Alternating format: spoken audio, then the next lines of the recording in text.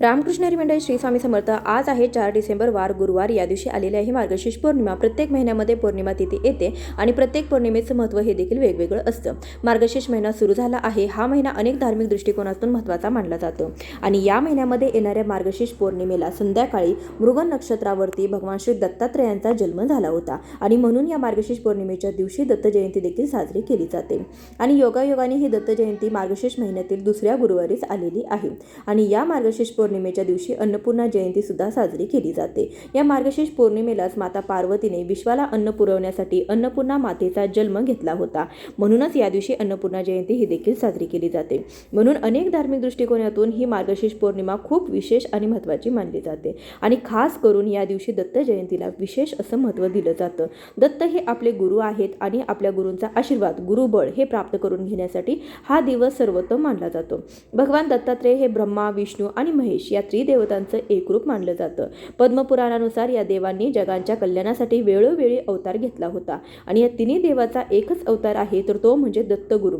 दत्तगुरु हे भगवान विष्णूंचाच एक अवतार मानला जातो. या दिवशी पृथ्वी तलावरती दत्ततत्व हे 1000 पटीने कार्यरत असतं. या दिवशी आपण जे काही उपाय करतो, काही सेवा करतो, त्या उपायाचा, त्या सेवाचा आपल्याला दुप्पट पटीने फळ हे प्राप्त होत असतं.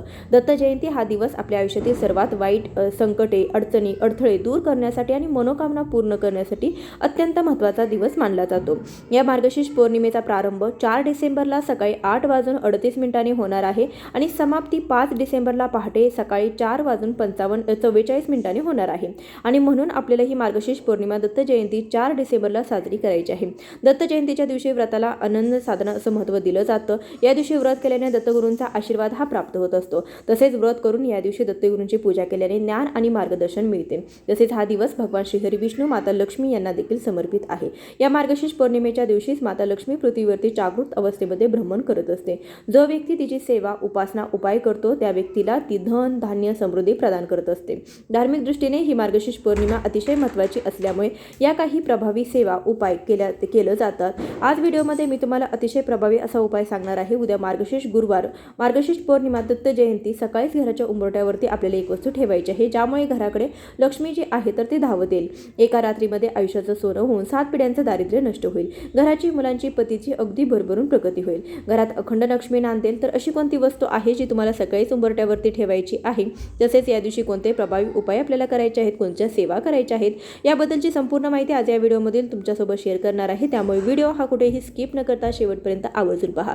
चॅनलवरती नवीन असाल तर सबस्क्राईब करा. असेच माहितीपूर्ण नवनवीन व्हिडिओज पाहण्यासाठी बेल आयकनलाही प्रेस करा, म्हणजे जेव्हा कधी मी नवीन व्हिडिओज अपलोड करेन त्याचं व्हिडिओ नोटिफिकेशन सर्वात आधी तुम्हाला भेटेल आणि तुम्ही एक पण व्हिडिओ मिस करणार नाही. आज या व्हिडिओमध्ये मी तुम्हाला जो उपाय सांगणार आहे, हा उपाय आपल्याला उद्या गुरुवारी सकाळी 12 वाजायच्या अगोदर करायचा आहे. 12 वाजण्याच्या अगोदर आपल्याला घराच्या उंबरठ्यावरती ही एक वस्तू जी आहे तर ती ठेवायची आहे. तसेच पुढे व्हिडिओमध्ये मी तुम्हाला अजून 2 उपाय सांगणार आहेत, जे आपल्याला या मार्गशीर्ष पौर्णिमेच्या दिवशी संध्याकाळी देखील करायचे आहेत. ज्या घरामध्ये उद्या मार्गशीर्ष पौर्णिमेला हा एक उपाय केला जाईल त्या घरामध्ये अखंड लक्ष्मी वास करेल. कारण आपल्या सर्वांनाच माहीत आहे की मार्गशीर्ष महिन्यातील गुरुवार हा माता लक्ष्मीला समर्पित आहे. मार्गशीर्ष पौर्णिमा ही देखील देवी लक्ष्मीला समर्पित आहे आणि त्यामुळे हा दिवस धनप्राप्तीसाठी, लक्ष्मी प्राप्तीसाठी अत्यंत महत्त्वाचा आणि शुभ मानला जातो. जर तुम्ही उद्या हा उपाय तुमच्या घरामध्ये केला तर तुम्ही स्वतः तुमच्या घरामध्ये बदल हे बघू शकता. तुमच्या घरात ज्या काही अडचणी, अडथळे सुरू आहेत, जी काही किरकिर चालू आहे, जी काही भांडणे सुरू आहेत, ते देखील, काही आर्थिक समस्या असतील त्या देखील कुठेतरी तुम्हाला कमी झालेल्या दिसून येते. बऱ्याच वेळा तुम्ही बघितलं असेल की जेव्हा तुम्ही दुसऱ्या कोणाच्या घरी जाता आणि तिथे गेल्यानंतर तुम्हाला खूप प्रसन्न वाटतं, त्या घरामध्ये तुम्हाला थांबावंसं वाटतं, त्या घरात खूप जास्त सकारात्मक लहरी देखील असतात असं देखील आपल्याला वाटतं. परंतु त्या घरातून जेव्हा आपण आपल्या घरात येतो तेव्हा आपली अचानक चिडचिड होऊ लागते. आपल्याच घरामध्ये आपल्याला थांबावंसं वाटत नाही किंवा घरामध्ये सारखं झोपून राहावंसं वाटतं. आपल्या घरामध्ये काही निगेटिव्हिटी किंवा काहीतरी नकारात्मकता आहे असं तुम्हाला सतत जाणवत असतं आणि आपल्या घराला कोणी नजर दोष लावलेले आहेत, कोणी नजरबाधा केलेली आहे असं देखील तुम्हाला वाटत असतं. परंतु जर तुम्ही उद्या मार्गशीर्ष पौर्णिमेला या गोष्टी तुमच्या घरामध्ये केल्या तर तुम्हाला या सर्व समस्या कुठेतरी कमी होताना दिसतील. तुमच्यामध्ये जे काही नकारात्मक विचार आहेत, ज्या काही तुमच्या घरामध्ये वाईट गोष्टी आहेत, तर त्यासुद्धा तुम्हाला 100% या उपायाने कमी होताना दिसतील. हा उपाय जर तुम्ही केला तर तुमच्या घरामध्ये नेहमी बरकत राहील, तुम्हाला घरामध्ये काम करण्याचा उत्साह वाढेल. तसेच तुमच्या घरामध्ये लक्ष्मीच्या कृपेने सुख, शांती, समृद्धी ही देखील टिकून राहील. तुमच्या घरामध्ये ज्या काही पैशाच्या आर्थिक अडचणी सुरू होत्या तर त्या देखील कमी होताना तुम्हाला दिसतील. घरामध्ये पैसे येण्याचे सर्व मार्ग मोकळे होतील. तुम्हाला भाग्याची, लक्ष्मीची साथ देखील मिळेल. तसेच तुमच्या घरावर तुमच्यावरती लक्ष्मी नेहमी प्रसन्न राहील. हा उपाय इतका प्रभावी आहे की हा उपाय केल्याने आपल्या घरातील सर्व सदस्यांना प्रगतीचे मार्ग खुले होतील. आपल्या कुटुंबाची, मुलांची, पतीची अगदी भरभरून प्रगती होईल. आपल्या घरातील प्रत्येक व्यक्तीला प्रत्येक कामामध्ये यश मिळेल. ज्या काही सर्व गोष्टी आहेत तर त्या गोष्टी तुमच्या आयुष्यामध्ये घडू लागतील. जी काही भरपूर काळापासून तुमची रखडलेली कामे आहे तर ती देखील पूर्ण होताना तुम्हाला दिसतील. कारण आपण फक्त पैसाच हवा असं नाही, आपल्या घरामध्ये लक्ष्मी स्थिर राहण्यासाठी घरातील वातावरण अनुकूल असणं हे देखील खूप गरजेचं असतं. जिथे आपल्या घरामध्ये वातावरण अनुकूल, शांत आणि प्रसन्न असते तिथेच लक्ष्मी माता देखील प्रसन्न होते आणि त्या घरामध्ये अखंड वास करत असते. आणि म्हणून पौर्णिमेच्या दिवशी या काही गोष्टी करणं खूप महत्त्वाचं आहे. कारण की काही दिवसांचं महत्त्व हे खूप जास्त असतं. आपल्या पूर्ण प्रगतीवरती ह्या गोष्टी खूप परिणाम करत असतात. दत्त जयंतीला आपण केलेले उपाय हे वाया जात नाही. त्या उपायांचा आपल्याला शीघ्र फळ हे प्राप्त होत असतं. आता जो उपाय आहे तर हा उपाय आपल्याला घराच्या मुख्य दरवाजावरती करायचा आहे. कारण बघा, आपल्या घराच्या मुख्य दरवाजामधूनच सकारात्मक ऊर्जा, नकारात्मक ऊर्जा येत असते. जेव्हा ही ऊर्जा आपल्या घरामध्ये येते तेव्हा सर्वस्व आपल्यावरती प्रसन्न असतं. आपल्यावरती घरामध्ये सकारात्मक ऊर्जा घ्यायची आहे, नकारात्मक ऊर्जा या गोष्टीसाठी आपल्याला जे काही उपाय आहे तर तो करायचा आहे. उद्या मार्गशीर्ष पौर्णिमेच्या दिवशी करायचा आहे. आता हा उपाय करण्यासाठी तुम्हाला उद्या मार्गशीर्ष पौर्णिमेच्या दिवशी सकाळी लवकर उठायचं आहे, स्वच्छ स्नान करायचं आहे, आपलं घर जे आहे तर ते स्वच्छ करायचं आहे. आता घर स्वच्छ करताना तुम्हाला बऱ्याच वेळा तुमच्या घराच्या मुख्य प्रवेशद्वारापासून घराचा जो शेवटचा कोपरा असतो तिथपर्यंत आपण झाडू मारून नेत असतो. परंतु असं न करता आपल्या घराचा जो शेवटचा कोपरा आहे तिथून आपल्याला झाडू मारत घराच्या मुख्य प्रवेशद्वारापर्यंत आणायचं आहे. तिथून घरातील कचरा आपल्याला भरून घराबाहेर काढायचा आहे. यामुळे आपल्या घरात असणारी नकारात्मकता, इडापिडा जी आहे आपल्या घरातून बाहेर जाते. फक्त या दिवशी नाही तर प्रत्येक दिवशी या पद्धतीने झाडू मारून पहा, तुमच्या बऱ्याचशा अडचणी दूर होतील. आता सर्वप्रथम झाडू मारून घ्यायचं आहे. त्यानंतर तुम्हाला स्नान करायचं आहे. स्नान करताना आंघोळीच्या पाण्यामध्ये तुम्हाला चिमूटभर हळद टाकायची आहे. मग तुम्हाला स्नान करायचं आहे. स्नान करून झालं की स्वच्छ कपडे परिधान करायचे आहेत. त्यानंतर तुम्हाला एक तांब्यावरून कलश घ्यायचा आहे. त्या कलशामध्ये शुद्ध पिण्याचं पाणी भरायचं आहे. थोडीशी हळद टाकायची आहे. थोडंसं गंगाजल आणि गोमूत्र असेल तर ते सुद्धा टाका. तुम्ही फक्त हळद टाकली तरी सुद्धा चालेल. त्यानंतर हे हळदीचं पाणी तुम्हाला तुमच्या मुख्य दरवाजावरती, उंबरट्यावरती, मुख्य प्रवेशद्वारावरती, उंबरट्याच्या बाहेर शिंपडायचं आहे. यानंतर एक स्वच्छ कपडा घेऊन तुम्हाला उंबरटा पुसून घ्यायचा आहे. त्यानंतर तुम्हाला सर्वप्रथम उंबरट्याच्या बाहेर एक दिवा प्रज्वलित करायचा आहे. हा दिवा तुम्ही तुपाचा किंवा तेलाचा दिवा प्रज्वलित केला तरी सुद्धा चालेल. एखादी मातीची पंथी घ्या किंवा एखादा धातूचा दिवा घ्या, त्यामध्ये दुहेरी कापसाची वात घाला, तेल किंवा तूप घालायचं आहे. असा हा दिवा तुम्हाला प्रज्वलित करून तुमच्या मुख्य प्रवेशद्वारावरती तुम्हाला लावायचा आहे. जेव्हा तुम्ही बाहेरून घरामध्ये प्रवेश करता तर त्यावेळी तुमची जी उजवी बाजू असते त्या उजव्या बाजूला हा दिवा तुम्हाला लावायचा आहे. त्यानंतर काय करायचं, उंबरट्यावरती आपल्याला हळदीचं लेपन देखील करायचं आहे. बघा, तुम्ही इतर दिवशी हळदीचं लेपन करा किंवा करू नका, पण अमावस्या आणि पौर्णिमेच्या दिवशी उंबरट्यावरती हळदीचं लेपन आवर्जून करायचं असतं.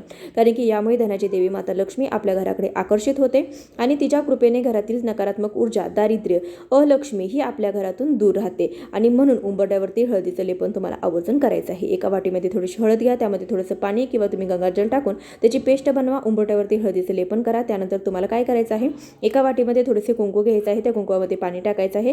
कुंकवाचा गंध तयार करायचा आहे. हा गंध तयार केल्यानंतर तुम्हाला उंबरट्यावरती जिथे तुम्ही हळदीचं लेपन केलेलं आहे तिथे उंबरट्यावरती डाव्या आणि उजव्या बाजूला तुम्हाला कुंकवाने एक स्वस्तिक काढायचं आहे. स्वस्तिक काढताना मधले 4 बिंदू, बाजूला 2 रेषा देखील आवर्जून द्यायचे आहेत. कारण की स्वस्तिकच्या मर्यादा असतात. जर असे अर्धवट स्वस्तिक जर आपण काढले तर ते अपूर्ण राहते, त्याचं कुठलेही शुभफळ आपल्याला प्राप्त होत नाही. त्यानंतर आपल्याला त्याच कुंकवाने आपल्या उंबरट्याच्या अगदी मधोमध अष्टलक्ष्मीचं प्रतीक काढायचं आहे. जो गंध आहे आपण स्वस्तिक काढण्यासाठी बनवला होता तोच कुंकवाचा गंध घ्यायचा आहे.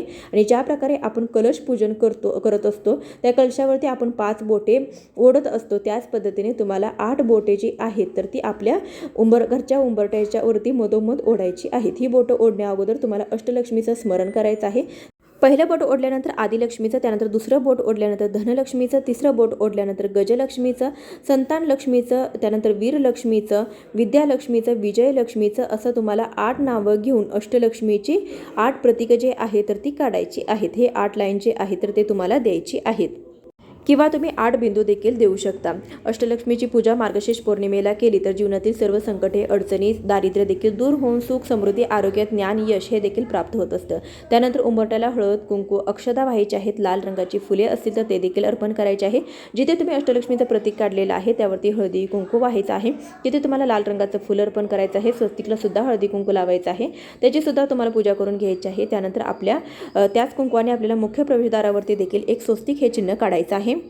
आणि त्या स्वस्तिकची देखील आपल्याला पूजा करून घ्यायची आहे। खाली तुम्हाला ओम विष्णवे नमः हा मंत्र देखील कुंकवाने लिहायचा आहे। त्या स्वस्तिकची सुद्धा तुम्हाला पूजा करायची आहे। ही सगळी पूजा तुम्ही उंबरट्यावरती करून झाल्यानंतर तुम्हाला उंबरट्याच्या बाहेर एक छोटीशी रांगोळी सुद्धा काढायची आहे।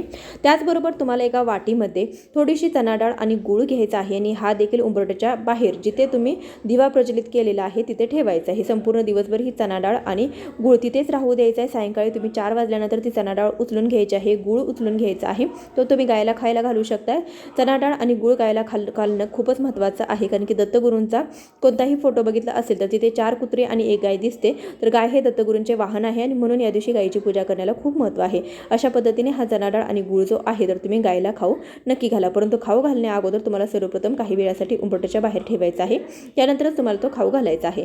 त्याचबरोबर या दिवशी तुम्हाला तुमच्या स्वयंपाकघरामध्ये सुद्धा गॅस शेगडीवरती किंवा गॅस शेगडीच्या पाठीमागे जिथे कुठे जागा असेल तिथे तुम्हाला एक स्वस्तिक हे चिन्ह आवर्जून काढायचं आहे, कारण या दिवशी अन्नपूर्णा जयंती देखील आहे आणि साक्षात आपल्या घरामध्ये अन्नपूर्णेचा वास असतो आणि म्हणूनच स्वयंपाकघराची पूजा या दिवशी आपल्याला आवर्जून करायची आहे। छान कुंकवाने स्वस्तिक काढा, स्वस्तिकची देखील हळदी कुंकू वाहून तुम्हाला पूजा करायची आहे। तसेच एक दिवा प्रज्वलित करून तुम्हाला दिव्याने ओवाळून देखील घ्यायचं आहे। त्याचबरोबर तुम्हाला तुळशीपाशी सुद्धा एक स्वस्तिक काढायचं आहे आणि तुळशी वृंदावन असेल तर तिथे काढा किंवा साईडला काढा, जिथे कुठे जागा असेल तिथे तुम्ही आवर्जून काढू शकता। तुळशीपाशी एक स्वस्तिक काढून तिथे देखील काढून तुळशीला लक्ष्मीचं प्रतीक मानलं जातं, म्हणून या दिवशी सुद्धा स्वस्तिक काढायला खूप महत्त्व आहे। त्यामुळे आपण देवघरामध्ये देखील आपल्याला एक स्वस्तिक काढायचं आहे। आपल्या देवघराची जी मागची बाजू असते मागच्या साईडला तुम्हाला ओल्या कुंकवाने एक स्वस्तिक हे चिन्ह बनवायचं आहे, ते काढायचं आहे। याची सुद्धा तुम्हाला हळदी कुंकू अक्षता वाहून पूजा करायची आहे। स्वस्तिक हे मांगल्याचं प्रतीक आहे। स्वस्तिक काढल्याने घरामध्ये कधीही धन धान्य समृद्धीची संपत्तीची पैशाची कमतरता भासत नाही, म्हणून अशा पद्धतीने मार्गशीर्ष पौर्णिमेला हे जे स्वस्तिक आहे तर ते आपल्या घरामध्ये आवर्जून काढायचं आहे। त्याचबरोबर या दिवशी व्रताला देखील खूप महत्त्व आहे। असं म्हटलं जाते की दत्त जयंतीला आपण व्रत केले तर दत्तगुरूंच्या कृपेने आपल्या जीवनातील सर्व वाईट गोष्टी ज्या आहेत, जे संकटे अडचणी आहेत तर त्याचा त्याग होतो। दत्तगुरूच्या कृपेने आपल्या सर्व इच्छा मनोकामना पूर्ण होतात। त्यासाठी घरातील एकतरी सदस्याने या दिवशी जे व्रत आहे तर ते आवर्जून करावं। त्याचबरोबर या दिवशी तुम्हाला औदुंबर वृक्षाची पूजा देखील करायची आहे। तुमच्या घराजवळ औदुंबर वृक्ष असेल तर तिथे तुम्ही 1 लोटा जल अर्पण करा, पिवळ्या अक्षता अर्पण करा, या तिथे एखादा दिवा तुम्ही लावायचा आहे। वृक्षाला तुम्हाला प्रदक्षिणा 11 घालायच्या आहेत। या दिवशी जो व्यक्ती प्रदक्षिणा करतो औदुंबर वृक्षाला त्या व्यक्तीला दत्तगुरूंचा आशीर्वाद प्राप्त होतून त्या व्यक्तीच्या सर्व इच्छा मनोकामना पूर्ण होतात। तुम्हाला आवर्जून हा उपाय करायचा आहे। संध्याकाळी केला तरी सुद्धा चालेल, अतिशय उत्तम। दत्तगुरूचा जन्म हा मार्गशीर्ष पौर्णिमेला सायंकाळी प्रदोष काळामध्ये झाला होता, म्हणून आपण देखील प्रदोष काळामध्ये हा उपाय करू शकतो। तर ही अत्यंत महत्त्वाची माहिती तुमच्यापर्यंत शेअर केलेली आहे। व्हिडिओ तुम्हाला आवडला असेल तर व्हिडिओला एक लाईक करा, जास्तीत जास्त लोकांपर्यंत शेअर करा। भेटूया अशाच एखाद्या व्हिडिओसोबत, तोपर्यंत खूप खूप धन्यवाद। श्री स्वामी समर्थ।